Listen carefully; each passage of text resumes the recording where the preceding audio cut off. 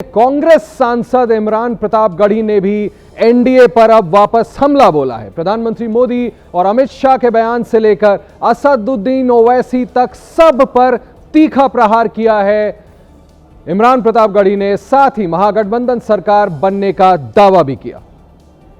इस वक्त मेरे साथ मौजूद हैं कांग्रेस के स्टार प्रचारक इमरान प्रतापगढ़ी। इमरान जी, सबसे पहले चरण का चुनाव जो मतदान हो चुका है, दूसरे चरण में कुछ घंटे बाकी हैं।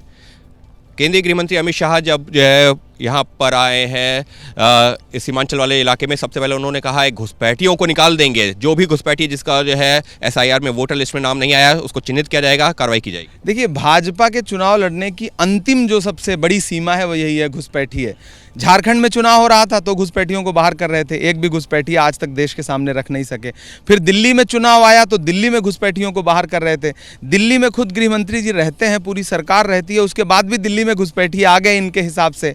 यही सबसे बड़ा झूठ है। अब दिल्ली में चुनाव संपन्न हुआ तो फिर अब बिहार में आ गए, यहाँ घुसपैठियों की बात कर रहे हैं। दरअसल भाजपा और भाजपा के नेता सिर्फ और सिर्फ एक झूठा नैरेटिव बनाना चाहते हैं। अगर गृह मंत्री और गृह मंत्रालय के होते हुए देश में कोई एक घुसपैठिया भी आ जाए तो फिर तो गृह मंत्री को इस्तीफा दे देना चाहिए। लेकिन अब तो चिन्हित हो गया है और उन्होंने साफ तौर पर कहा कि ना सिर्फ देश के बाहर निकालेंगे बल्कि जमींदोज भी करेंगे जो अवैध निर्माण किया गया है। नहीं, जो चिन्हित किया है वो उनका आंकड़ा क्या है? कोई आंकड़ा दिया हो? एसआईआर में कितने घुसपैठिए आपको नजर आए, कितने विदेशी आपको मिले? आज तक तो कोई आंकड़ा ही नहीं दे पा रही है सरकार। पूरा झूठ है। चुनाव आयोग कुछ नहीं बोल पा रहा है, चुनाव आयोग की सहयोगी भाजपा कुछ नहीं बोल पा रही।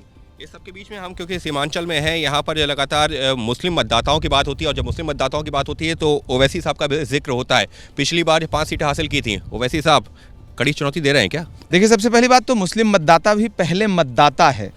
सिर्फ सीमांचल में आकर के आप मुस्लिम मतदाता की बात क्यों करते हैं? आप दूसरे जोन में जाकर के किसी और वर्ग के मतदाताओं को पर्टिकुलर उस नाम से तो वोटर उनकी संख्या ज़्यादा नहीं, संख्या जाता है तो वो भी भारतीय है ना, भारत के नागरिक हैं, तो वो हिंदुस्तानी मतदाता हैं। तो पहली चीज़ ये कि ये फ्रेम गलत है। दूसरी चीज़ ये कि लोकतंत्र में कोई भी चुनाव लड़े लेकिन कोई चुनौती नहीं है। इस बार सीमांचल हो, मिथिलांचल हो, पूर्वी चंपारण हो, सारे अलग अलग जोन जो हैं वो सीधे सीधे सरकार बनाने की लड़ाई लड़ रहे हैं। पाला खिंचा हुआ है, कोई एनडीए गठबंधन में है, कोई इंडिया गठबंधन में। बीच में ये जो वोटों को काटने की कोशिश करने वाले लोग आए हैं, इस बार बिहार की जनता उनके झांसे में नहीं आने जा रही।